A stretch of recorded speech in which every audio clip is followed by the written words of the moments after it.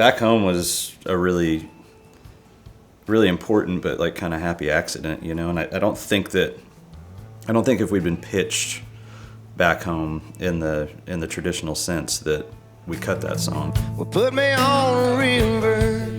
Yeah. And put me a chart on this one. It's the only time I've ever done this with this band, or any band I've ever been in. We were on the bus one night late, just me and this guy named James McNair, who's a dear friend of ours who travels with us and writes songs with us a lot. We do this thing sometimes, you know, late at night where we just play each other all our demos of songs and try and one-up each other and, you know, laugh about stuff and enjoy stuff. And this song's better than that song, and this song's better than that song, whatever, you know, back and forth.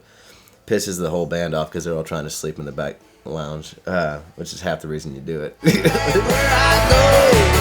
You wear blue jeans, Sunday best, amen, hell yes, that's where I be getting stoned. There was 3 co-writers on that song, I think, and each guy sang a different part of the demo.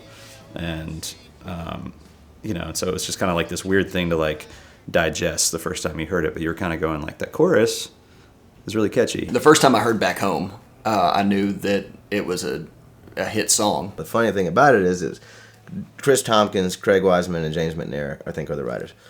Craig Wiseman's singing like the chorus, and Chris Tompkins is singing the verses. And so I'm like, man, this is great. This is great.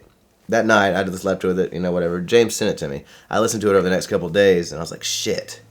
I was like, man, I'd really love to hear Craig sing this whole thing because I need a vibe, you know, whatever. So I sent Craig a message one night drunk. Man, you should really do a vocal on this. I think y'all probably get a cut. I think Jaron was just kind of giving him shit and just kind of was like, hey, you should go put a real vocal on that. Like, that's good. About 3 weeks later, I let it go, whatever.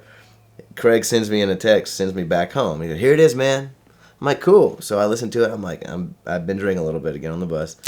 And I'm like, this is such a hit. Oh, my God. I sent it to Neil, and Neil loved it.